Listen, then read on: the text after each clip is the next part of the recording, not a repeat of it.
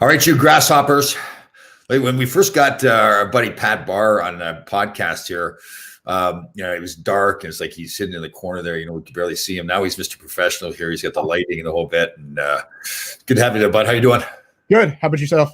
Very good. Very good. Yes. Good. Actually, interesting topic today, guys. And it's something that's I think is really important for both Pat and I in our lives and what we've learned. We're going to talk today about always trying to make yourself better and not just settling for who you are. And that's in all areas, whether you're if you're at the gym, want to be in better shape in your personal life and relationships, your career, whatever it is. I think sometimes it's easy to just say, okay, I've got a job. I'll just settle in and do this job. But to me, and I think to Pat too, it's important to always try to get better. The topic kind of came to me. I was at the gym the other day and met this couple who work out pretty hard there, and they didn't know how old I was or anything. The guy was talking. He was like in his 40s, or whatever, and he was like, "Well, I'm just kind of settling in here because I'm not going to get any bigger at 41." And I was like he didn't know that I was 61, and I was there like trying to get as jacked up as possible. So I'm sure, Pat, there's been times where, like in your career, it's almost like you have to, as a Navy SEAL, constantly, like every time you're training leading up to a deployment, you're always trying to get yourself better, right? Isn't that all part of the process? Absolutely. Look, there's a kind of a saying in the SEAL teams, and it's train today like your life depends on it tomorrow. And we take that so seriously. I think on the last podcast, I spoke about how a lot of times, training and doing the workup before deployment, that training is actually tougher than the deployment itself. Right. Excuse me. A lot of times in training, you do something 50 times in a row, and it's 3 a.m. and you're like, what are we still doing out here? But they're always throwing new stuff at you, and it's just to make you better so that you're safer down the line. So you always have to strive to make yourself better. And another thing, and this is extreme. I mean, you can apply this to a less extreme level in everyday life. But I had a chief that used to say, could you today kill yourself from yesterday? Meaning, did you get better from yesterday? If you were in a gunfight today with you from yesterday, who's going to win? Wow. Are you going to be a draw, or are you going to beat yourself? And I think that applies everywhere. I mean, to use kind of sports, look, there's always someone gunning for your job, right? There's always that young guy who's faster, who's quicker, who's more hungry, maybe. So if you're not always striving to make yourself better, there's always that person who's looking to get your job. They're just looking for you to come off the ice with an injury, or just looking for that opening, and it's like this, people say, so I make that comment to him. I said, well, just always try to get better. And I said, well, how do I train myself to do that? It's easy for you, Tom, and it's not easy for you. It's not easy for Pat Barr. It's not easy for Tom Laidlaw. It's just, I think we've trained ourselves to be like that. And I start thinking back at some of the experiences in my life, and even things that I've learned that now to help coach other kids, for example, in hockey. So I tell coaches, don't, sometimes there's that, you want to make things perfect for little kids, right? Get them to the rink, tie their skates up and the whole bit. But I said, no, you should always be challenging to the point where they actually fail. And you've talked about that too in your training for Navy SEALs, push to the point where there's failure. So I say to them, for example, if you do a drill, like a one-on-one drill for the defenseman, you want to push him to the point where he fails. So, make it so that it's unfair to him almost, right? He's maybe have the defenseman starting off on his knees and the forward standing up, and then the defenseman's got to get up off his knees and now skate backwards. Right. So probably to start off when they first do the drill, the forwards is going to go by the defenseman and have a chance to score it. And to me, I say to coaches, okay, so have that plan. So make it so that they fail, and then say, now go away for 2 or 3 weeks and work on their foot speed so they get quicker skating backwards. Now go back to the drill again where they failed the first time. Now all of a sudden these kids can do the drill, and it's like now they're saying to themselves, wow, I can really accomplish things. I couldn't do that 3 weeks ago. I've now worked at it, and now I can accomplish it. So now not only do they apply that to the hockey sense, but in their life, the same thing, right? Now they think to themselves, okay, yes, I've got this job and it's hard. You first start a job and somebody throws something at your desk and it's like overwhelming almost. But if you come to realize that you've been in that situation before and you can always figure out a way to get it done, you get it done. I'm sure you've dealt with that. That's your training too, right? 100%. And then I've got a great example of that. I've got a buddy of mine, one of my best friends. His name is Zach, and he started Buds with me. And in buds, sometimes like you'll fail in evolution and you get rolled back to the class, to the next class, right? So he was terrible in the water. I don't know why he wanted to be a Navy SEAL. He could swim well, but anything underwater, he was just awful with. So we have to do a thing in first phase before Hell Week. It's underwater knot tying. You basically swim down 15 feet and you tie these knots, and you're just on a breath hold, and it's stressful. And he failed that, got rolled back, came back, went through another 3 weeks of first phase, failed another underwater evolution. You had to swim 50 meters underwater. He failed that. So at this point, he had done like 6 weeks of first phase, and he never even got to Hell Week. But because he was such a stud, they rolled him back again. This time he made it. He got through Hell Week, eventually made it to pool comp, and failed pool comp. Now they couldn't give him a third roll, so they dropped him. And by the way, this kid was a stud. Like, he was ranked top 5 in the class. He might have been ranked number 1 in the class. I mean, one of the mentally most unbelievably tough guys I've ever met in my life. I mean, I can't imagine going through first phase 3 times. That would be rough. Yeah. But he did it. Gets to pool comp, fails, gets dropped.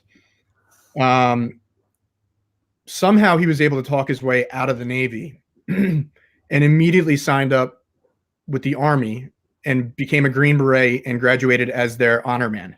So he was always striving to make himself better. Now he failed, but it's like, what did he do with that failure? You know what I mean? Did he mail it in, or did he go and become a Green Beret? He's a Green Beret right now. He's a 10th Special Forces group. So, guys, I really, really respect guys like that. Yeah, that is pretty cool, right? To have that determination. And I think the key is that we can all do that too, right? It doesn't have to be a Navy SEAL or a Green Beret or an NHL hockey player or whatever it is. I think everybody's got that ability in them. It's that mental thing, right? It's convincing yourself that, yes, okay, I failed this time, but that doesn't mean I'm going to fail next time. You think of some of the famous people that have done great things. Michael Jordan, there's a great speech by him talking about all the times he missed that final shot. Everybody remembers all the great shots that he hit, but there's so many times that you fail. I mean, in baseball, it's the same thing. A great batting average is to reach 400. That means 4 times out of 10 you're hitting the ball. That means 6 times out of 10 you're not getting right. So, not failure. Well, I think who invented the light bulb? Was it Thomas Edison? Yeah. I think he tried like 1,000 ways to make a light bulb, and until he finally got it. So. Yeah. Then they talk about Disney. Walt Disney, I guess, got fired from the job because they said he wasn't creative enough, right? They created Walt Disney. Yeah, exactly. So that applies whether it's school or your work or military sports. Like, it's all what you do with that failure. Like I said, do you mail it in, or do you rise up and say, all right, I'm going to attack it from a different angle? Right. So those of you that follow us too, we've been talking, and our registration is going to begin this week for our Ruck Challenge that we're going to have, where I'm going to kick Pat Barr's ass rear end there in the challenge. But so the Ruck Challenge, again, just to get guys clear, it's going to be 6 miles, and it's for everybody. And we're going to work as a team, although everybody's going to be pushing, wanting to do well. But the idea is that with the ruck, you've got basically a backpack on, and if you're not in that good a shape, or at the lower end, you're just getting started, you're going to have maybe no weight in the backpack. And if somebody's really an elite athlete, they may have 50 pounds in the backpack. That kind of concept. So, and part of what we want to do so much is that, listen, it's the physical challenge, and we're going to do the lead up program prior to the challenge, but it's also the mental part, right? Where you're saying to yourself, okay, I'm not in. So an example of somebody that maybe is at the lower end of the fitness scale, they're going to start this year and maybe have no weight in. But then the next time we do it, they're going to have a goal to say, okay, well, I want to get to the point where I have 10 pounds in my backpack, my rucksack, right? So, and to me, it's that, I just think the confidence you get as a person when you've accomplished something like that, like you give yourself that license to be a confident person, because now you say to yourself, I know just because I didn't do it today doesn't mean I won't be able to do it tomorrow, right? So that's going to be a big part of what we're going to try to learn, and we will learn from the Ruck Challenge. So again, that we're going to have the registration that's going to begin this week too. So, so now in your life, now that you've got out of the Navy SEALs, do you find yourself kind of going back to that now, those experiences you had and the confidence you got in yourself from going through all that stuff now to say, it's okay, I can do things like we've talked about your struggles before with alcohol. mean, obviously you've had, you get help from other people, but you got to reach deep down inside too and say, listen, I can beat this thing, right? Definitely. I relied heavily on my training as a SEAL to kind of help myself. There are times where, you want to go to the liquor store and it's like, well, you got to dig deep, like go to the gym instead, do anything else. It's you got to be mentally tough when dealing with that. And it's not just the alcohol stuff. It's, when I was working as a spine medical device salesman, some days, I'd work 4 or 5 days in a row where they were 17-hour days, and, you couldn't leave the hospital, so you weren't eating much. And it, you could see it wearing on other guys, and just being, it was a problem for them. Whereas I was like, you know what, I stayed awake for 5 days one time. I can do a 17-hour day. I get a couple hours sleep, I'm good. Yeah. So it's relying on that has been a factor in my life since I left, for sure. It's funny you tell that story. It makes me think about when I went on Survivor too. I can't remember if I told you the story or not, but one of these great poems I like is fate whispered to the warrior, you cannot withstand the storm. And the warrior whispered back, I am the storm. Yeah. So I had this vision in my head. There's been a couple of times on the show Survivor where a big storm will come in. It's in Fiji, so these tropical storms come in. And it gets to the point where they'll come out to the island where the contestants are, and they'll take them off the island, get them to shelter because the storm is too dangerous. So I had this vision in my head that they were going to be in the middle of the storm, and the host, Jeff Probst, would come out and say, okay, guys, you all got to leave. And I go, no, I'm not leaving. I am the storm. Seriously, I was so fired up that we had a storm, and I could say that. And they'd all be going like, no, Tom, you have to leave. You have to leave. And I'd be, no, I'm staying here. The storm. No, that I would have had to survive through the storm. But it was funny how my mind was working. I was looking for that opportunity to push myself to that point, because that was part of the big thing for me. I wanted to push myself to a point that maybe nobody else would go to. Well, and I think that mentality is probably why you became a professional hockey player. Yeah. Cool. That's funny. It's funny stuff. Yeah, we never did that. So I remember a couple of times it started raining. And I'm thinking, oh God, this is it. Here's my chance to do it. Never got the chance. Felt at that. Yeah. So you've gone through you get through the whole. I forget to ask you too. How's your buddy doing? That we talked before about that had gotten shot. He's great. He's out of ICU. So yeah, no, he's doing a lot better. I think he's still in a lot of pain. Right. Still got a long road ahead in terms of physical therapy and all that kind of stuff. I don't think he's up and walking yet, but I'm sure he's not. But he's out of ICU, so everything's looking positive. Right. So obviously, guys, we need to be careful what I say to you. But Pat's got a good friend that was in action over in I guess wherever Afghanistan or where it was. He got shot 9 times, and they had to fly him, I guess, to Germany initially, right, for treatment. And then he stabilized him there, and then went to Walter Reed. And I know I said this before too, but Pat was funny because it was the night before we were going to do a podcast, and he got noticed that his buddy had gotten shot. So he called me up like all apologetic that he wasn't going to be able. No, you weren't going to be on top of your game for the podcast the next morning. I said, Pat, forget about the podcast. We'll do it some other time. And you're more concerned that your buddy was going to be mad at you. Yeah. Here he is, he got shot 9 times. Right. The podcast. So that's the mentality. Love that mentality. Going back to your struggles, going through the alcohol. We've talked before about a large part of it stemmed from you've now left the teams. The teams was such a big part of your life, and then all of a sudden that was taken away from you, and now you're in this other world, and now the alcohol creeps in. Did your training from the Navy SEAL stuff, I guess in some ways it kind of that stubbornness kind of maybe hurt in some ways, right? Because maybe stubbornness is the wrong way. You love being on the team so much, and now that was taken away from you. So in some strange way, the training almost hurt you, right?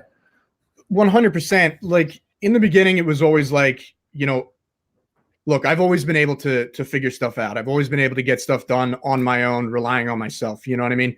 So that's what I thought I was going to do.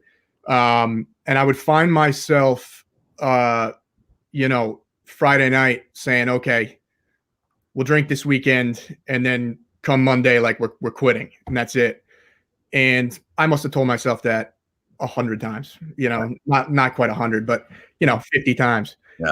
And it just got to a point like where it was like, I'm not telling anybody, I'm relying on myself. I'm going to kick this thing and I'm just going to beat it, just on sheer willpower. And eventually it became, it just became obvious to me that like, I needed help. I needed, so, I kind of told my parents, and once I got a team around me and kind of came up with a plan, like that's the thing. I never came up with a plan, which is kind of counter to SEAL training. But my plan was always just quit. You know what I mean? Just do it. Right. But once I got a plan together and once I got a team around me to help me figure it out, some of the guys down in Virginia Beach, some of my old teammates, they were part of the crew. That's when I was able to really start to kick it. One of the sayings when I was down in Virginia Beach, we were having a business meeting. It was interesting the way the guy talked about the business meeting and the action plan and compared it to being in battle. And he said, you've got a target that's 3 meters in front of you. You've got a target that's 30 meters in front of you. You got a target that's 300 meters in front of you. Obviously in battle, you're not going to worry. Well, you're not say worry is the wrong word, but you've got to worry about the 3 meter target first, and then then the 3. So it's like, like in your going through your struggles with the alcohol and, being able to accomplish things and get better in life. It's that mentality, right? It's one step at a time. Like everybody maybe thinks it's easy to make this one big heroic move, whether it's in battle or in life, you're going to get, to where you want to get. But it really is that theory that you go one step at a time, right? The 3 meter, the 30 meter, the 300 meter target, right? Definitely. And to take that literally in terms of steps, like, I mean, if you go to AA, like there's literally 12 steps. Right. Yep. So yeah, I mean, you can't just, like I said, it was at first it was like, hey, I'm just going to rely on myself like I always do. And I'm just going to muscle through it and get it done. And, it's just, I needed that team around me and I needed to start there and come up with a plan and start to execute that plan, Right.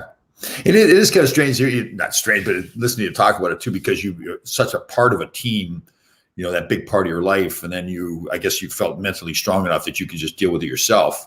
But then you reverted back to realizing, no, I do need a team. Right? That's tough, I think, for everybody. But I think I don't want to sound, I think for men, it's tougher, right? Men think to themselves, no, I'm that strong guy. I don't need help. I can do it myself, right? Absolutely. Yeah. And I mean, especially after leaving the SEAL teams, I mean, look, you had to always be self-sufficient, you had a team around you, but at the same time, it's like, if something happens and you're the only guy around, like you've got to figure it out. Right. So, or in buds, it's just like, hey, you just gotta, especially in first phase, you just gotta muscle through. You just push through it, like deal with the pain, deal with the suffering, and just get it done. Right. And that was my mentality when I started to realize that I had a problem with booze. It's just like, hey, like figure it out, get it done, muscle through it. But it doesn't work that way. At least not for me. Some guys can. Some guys can just, quit. But I wasn't one of them. So. And as you're talking to, so on the teams, once now so you come out of training and you're assigned to a team, SEAL team 2, 4, 6, or 8, whatever it is. Does the team kind of have that mentality too that we want to be better as a team? Does that happen on the teams that you're trying? The team's constantly trying to be the best team. Oh yeah, definitely. So when I was a new guy, there was it was basically a competition, and within the team, among the platoons as to who was going to go to Afghanistan. We knew 2 platoons were going to Afghanistan, and there were 7 or 9 platoons. I think 9 platoons at Team 8, and it was a competition. Whoever the best 2 platoons were, that's who they were sending to Afghanistan. So what was on the line was like going to do exactly what you wanted to do and go do a combat deployment, or get stuck in South America doing whatever, or in Africa doing whatever, training the locals how to fight. So obviously, like everybody was chomping at the bit to get to Afghanistan. And I mean, it was a constant pressure to be the best. Right. Luckily we went out. Right. This is a funny story. When I was a kid, so growing up on a farm up in Canada, and we used to have like a track and field day. So we're going to have a stupid story, really, but they're going to have a relay team.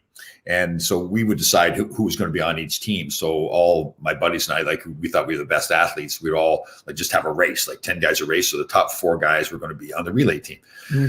So I remember this one year we had the race. I came in 5th, and they said, okay, so the top 4 guys said, okay, this is the team. I said, no, we're racing again. Okay, racing go again. So we're racing again. Like, and I think I almost like it was intimidating. I'm like, no, we're racing again. Like in my mind, I'm thinking we're racing until I get in the top. Yeah, right. I don't think I was the fastest. I think the rest of the guys just got fed up and tired of it, and they let me get in the top 4. I said, okay, there's our relay team. So yeah, well, that's the job you need to have. Yeah. That's awesome. Want to be the best. Well, listen, we're a little shorter here today, but I really like this topic, guys. So what Pat and I have talked about, just to recap, is that, you know, it sounds easy sometimes for you to say, well, you always want to try to get better in what you're doing. Don't just stay the way you are, like in your marriage, your relationship, your job, if you're being an athlete, a Navy SEAL, whatever it is, you always want to look to get better. And sometimes people will say, well, yeah, that's easy for you to say. You guys are trained to do that. But I think Pat and I both understand, listen, we're no different than anybody else. Yes, we're trained, but you can train yourself to do that. And it's really that process of just looking, okay, I want to get from point A to point B, whatever that path is. And all I need to do is look at the next task that is ahead of me and complete that task. Once that task is completed, you move on to the next one and keep going like that. And it sounds really simple and almost like monotonous, but that is how you get better in life, whatever you're doing, correct? Absolutely. And I'll apply it to the ruck that we're going to do. So it's going to be 6 miles. And for some of you, ruck marching 6 miles is going to be brutal. It's going to be very tough. I spoke a little bit last week about how I broke every day up in buds into segments. Do that on the ruck. You know what I mean? Like, do it, whether it's, mile markers or looking at your watch and saying, hey, I just need to make it another 5 minutes. And then once you hit that 5 minutes, another 5 minutes. Just come up with, if you're religious, pray, do whatever you need to do to just mentally take your mind off of the pain you're in, and to, just come up with that, whatever it's going to be, to break up that 6 miles. Don't look at it as 6 miles. Look at it as, I need to make it the next 5 minutes. And just keep doing that. So, yeah. Agree.